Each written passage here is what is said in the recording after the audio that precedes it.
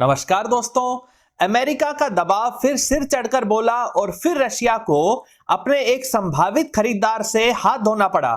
ज्यादा एडवांस्ड और ज्यादा सस्ता होने के बावजूद Su-35 को F-16 के सामने तवज्जो क्यों नहीं मिल सकी? क्या वाकई इंडियन नेवी में एयरक्राफ्ट कैरियर को संभालने की काबिलियत नहीं है? क्या नया होने जा रहा है चाइनीज फाइटर जेट में? और क्या जापान हाइपरसोनिक मिसाइल और नए 5th जनरेशन के फाइटर जेट से चाइना को रोक सकेगा? ये सब जानेंगे इस वीडियो में। नमस्कार दोस्तों, मेरा नाम है अमित और मैं स्वागत करता हूं आपका अमित अपडेट्स चैनल पर। चलिए दोस्तों शुरू करते हैं। अमेरिका ने फिर से अपनी ताकत और रुतबे का नमूना पेश करते हुए काफी ज्यादा दबाव डालकर इंडोनेशिया को रशिया से Su-35 फाइटर जेट खरीदने से रोक दिया। इंडोनेशिया अपने देश को सुरक्षित बनाने के लिए 11 रशियन Su-35 फाइटर जेट खरीदने वाला था और नेगोशिएशंस भी फाइनल स्टेज पर थी।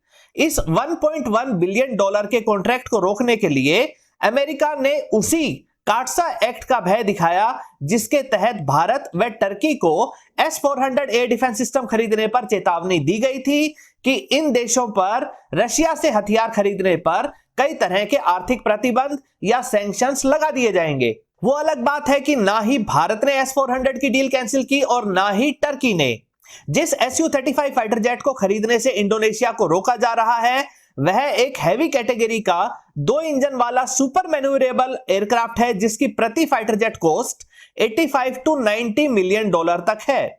इसमें 2 AL-41F इंजन लगाए गए हैं जिनकी कुल थ्रस्ट 284 किलो न्यूटन तक है और यह 2400 किलोमीटर पर आवर की स्पीड से उड़ सकता है। इसकी रेंज भी 3600 किलोमीटर तक है और इसमें 12 हार्ड पॉइंट है जिन पर यह कई तरह की air to air, air to ground व एंटीशिप मिसाइल्स को ले जा सकता है। इसमें 300 किलोमीटर रेंज वाला इरबिस ई रडार लगा है और साथ ही यह स्टेल्थी फाइटर जेट को भी अपने powerful infrared search and track system से डिटेक्ट करके हीट सीकिंग मिसाइल से उन्हें डिस्ट्रॉय भी कर सकता है। खुद को बचाए रखने के लिए इसमें किबिनी एम इलेक्ट्रॉनिक काउंटर मेजर सिस्टम भी मौजूद है। अब सवाल यह उठता है कि जब इंडोनेशिया ना ही अमेरिका के बॉर्डर के नजदीक है ना ही किसी प्रकार से अमेरिका से कोई विवाद रखता है तो उसे Su-35 खरीदने से रोका क्यों जा रहा है? तो इसका जवाब है कि इनडायरेक्टली रशिया की इकोनॉमी को डाउन करने के लिए और अपने हथियारों को जबरदस्ती खरीदने का दबाव डालने के लिए यह सब किया जा रहा है। ऐसा नहीं है कि इंडोनेशिया अमेरिका से हथियार नहीं खरीद रहा है। इस बार भी इंडोनेशिया 2 स्क्वाड्रन अमेरिकी F-16 के ब्लॉक 70/72 की खरीद कर रहा है और मात्र 11 Su-35 रशिया से लेना चाहता था। इंडोनेशिया के ऊपर पहले भी अमेरिका दबाव डालकर 1991 से 2006 तक सैंक्शंस लगाता रहा है। साथ ही जो F-16 अब इंडोनेशिया खरीद भी रहा है उनमें भी ढेरों एंड यूजर एग्रीमेंट वाली शर्तें शामिल रहेंगी। इतने पुराने डिजाइन वाले F-16 रशियन Su-35 के सामने कहीं नहीं टिक सकते। यही सोचकर इंडोनेशिया अमेरिका के दबाव में Su-35 लेना कैंसिल कर रहा है, लेकिन जब बदले में ज्यादा एडवांस्ड F-35 फाइटर जेट को अमेरिका से लेना चाहता है तो अमेरिका इसके लिए भी तैयार नहीं है। अब सवाल उठता है कि यह काटसा एक्ट है क्या और क्यों लाया गया है? वास्तव में पिछले राष्ट्रपति चुनाव के समय जब मिस्टर डोनाल्ड ट्रंप को जीत हासिल हुई थी तो काफी लोगों ने आरोप लगाया था कि ट्रंप को चुनाव जिताने में इनडायरेक्टली रशिया का भी काफी सपोर्ट रहा है। इसी आरोप को मिटाने के लिए अमेरिकी प्रेसिडेंट मिस्टर डोनाल्ड ट्रंप की सरकार एक कानून सामने लाई जिसे काटसा एक्ट कहा जाता है। काटसा यानी countering America's adversary through sanctions act. इसके तहत अमेरिकी सरकार खास तौर पर रशिया को टारगेट करके रशियन हथियारों की बिक्री को जैसे तैसे रुकवाने का काम करती है। इसके लिए कई तरह के प्रतिबंध शामिल हैं जिनमें सबसे प्रमुख है इंटरनेशनल ट्रेड के लिए डॉलर्स का इस्तेमाल नहीं कर पाना। इससे प्रभावित देश में विदेशी वस्तुओं को आयात करना बहुत मुश्किल हो जाता है जिससे कीमतें बढ़ती जाती हैं और उस देश की इकोनॉमी इससे बहुत अधिक प्रभावित हो जाती है। अब एक और सवाल उठता है कि इस समय इंडोनेशिया को ही टारगेट क्यों किया जा रहा है जबकि वह तो F-16 भी काफी संख्या में खरीद रहा है। दरअसल इंडोनेशिया और अमेरिका के बीच ट्रेड की बात करें तो इंडोनेशिया ज्यादा चीजें अमेरिका भेजता है और काफी कम कीमत की चीजें अमेरिका से मंगवाता है। यानी कि मौजूदा समय में इंडोनेशिया के एक्सपोर्ट उनके इंपोर्ट से $12 बिलियन ज्यादा हैं।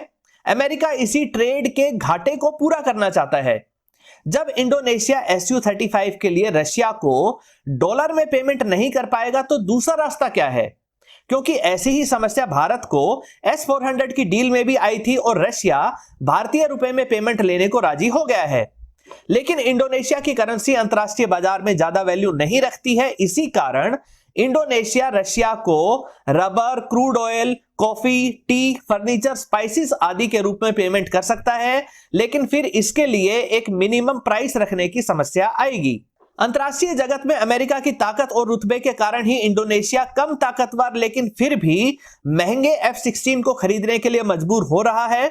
भारत पर भी यही दबाव डाला जा रहा है और इसी कारण हमें रशिया से रॉ मटेरियल, कई तरह के स्पेयर पार्ट्स और जॉइंट रिसर्च वाले प्रोजेक्ट जैसे ब्रह्मोस आदि में काफी समस्या पेश आएगी। और ये सैंक्शंस का दबाव भी तब है जब हम अमेरिका से कई तरह के हेलीकॉप्टर जिनमें अपाचे, चिनूक व नेवल हेलीकॉप्टर भी शामिल हैं उनको खरीद रहे हैं, ड्रोन्स भी ले रहे हैं, C-17 ग्लोब मास्टर और P-8I मैरीटाइम सर्विलेंस जैसे एयरक्राफ्ट भी अमेरिका से खरीद रहे हैं।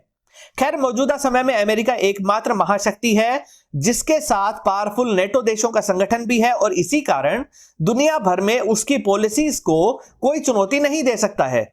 अब बात करते हैं चाइना की। चाइना की तरफ से 3 बड़ी अपडेट्स आई हैं। आप सभी को पता है कि 5th जनरेशन के फाइटर जेट्स को रडार से ट्रैक कर पाना काफी मुश्किल होता है। इसकी 2 बड़ी वजह होती हैं। पहला, इसका डिजाइन जिसमें किसी भी 90 डिग्री के एंगल को अवॉइड किया जाता है और दूसरा होता है रडार एब्जॉर्बिंग मटेरियल की कोटिंग। इसी तरह की कोटिंग F-35 व F-22 जैसे स्टेल्थी फाइटर जेट पर लगी होती है। अब चाइना ने भी इसी तरह के रडार वेव्स को एब्जॉर्ब करने वाली खास परत को डेवलप कर लिया है जो पहले से मौजूद J-20 की रडार एब्जॉर्बिंग लेयर से बेहतर है। इसका इस्तेमाल चाइना अपने सभी फाइटर जेट पर करना चाहता है ताकि उनमें थोड़ा बहुत स्टेल्थ जरूर प्राप्त हो सके और इनका रडार क्रॉस सेक्शन कम हो सके। खास तौर पर इस कोटिंग को J-16 पर इस्तेमाल किया जाएगा जो रशियन Su-27 के डिजाइन को कॉपी करके तैयार किया गया था। साथ ही इसे रशियन Su-33 की कॉपी J-15 व इजराइल के लावी डिजाइन से इंस्पायर्ड J-10 पर भी लगाया जाएगा। इसके बाद इस खास कोटिंग को JF-17 के भविष्य में बनने वाले वेरिएंट में भी लगाया जा सकता है जिससे यह कम कीमत का JF-17 थंडर ज्यादा अच्छे तरीके से लड़ाई के मैदान में परफॉर्म कर सके। हालांकि एक्सपर्ट्स की राय थोड़ी अलग है। ज्यादातर एक्सपर्ट चाइना के क्लेम को सिर्फ मीडिया के प्रचार तक ही सीमित मानते हैं। उनका कहना है कि J-15 और J-16 जैसे बड़े आकार वाले फाइटर जेट्स पर रडार एब्जॉर्बिंग लेयर लग जाने पर भी इनका रडार क्रॉस सेक्शन ज्यादा कम नहीं होगा क्योंकि इनका डिजाइन स्टेल्थी फाइटर जेट जैसा नहीं है। और दूसरी बात, इस तरह के रडार एब्जॉर्बिंग लेयर को हर कुछ वर्षों के बाद दोबारा लगाना पड़ता है और एयरक्राफ्ट को भी एयर कंडीशनिंग वाले हैंगर्स में रखना पड़ता है जिनके कारण इनकी कीमत व मेंटेनेंस काफी बढ़ जाती है। चाइना से जुड़ी दूसरी अपडेट में बात करते हैं चाइना और जापान की।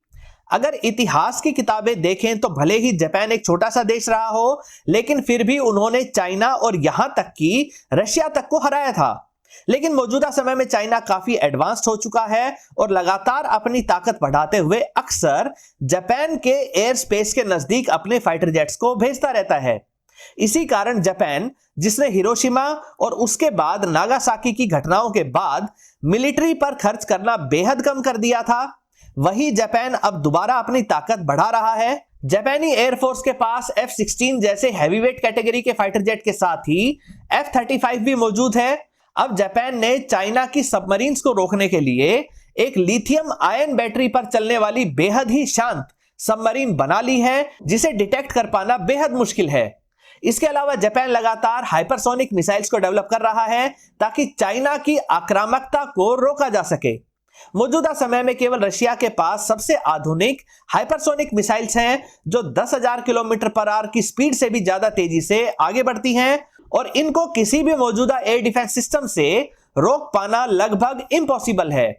इन्हीं मिसाइल्स के माध्यम से जापान चाइना के नेवल शिप्स को रोकना चाहता है। इसके अलावा जापान एक नए 2 इंजन वाले X2 नाम के स्टेल्थी 5th जनरेशन के फाइटर जेट को लगभग बना चुका है।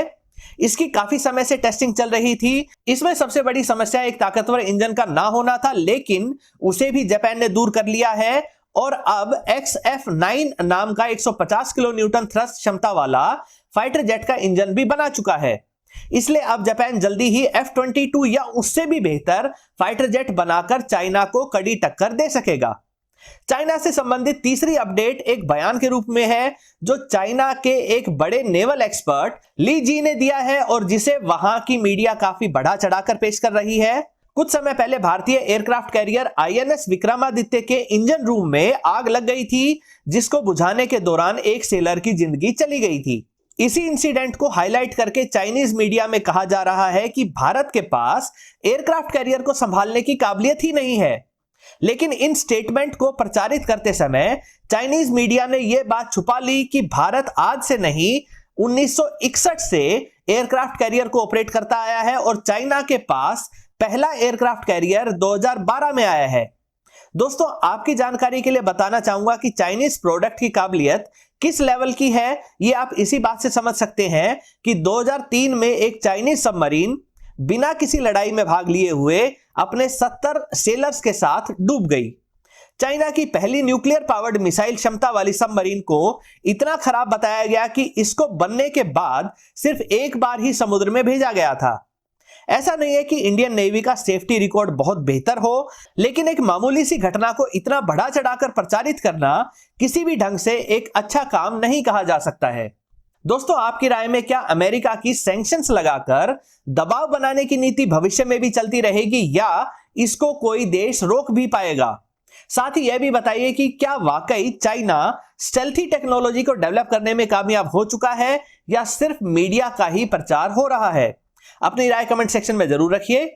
दोस्तों, उम्मीद करता हूं वीडियो आपको पसंद आई होगी। अगर यह वीडियो आपको अच्छी लगे तो इसे लाइक करें, दोस्तों के साथ शेयर करें और चैनल को सब्सक्राइब करना ना भूलें। नमस्कार।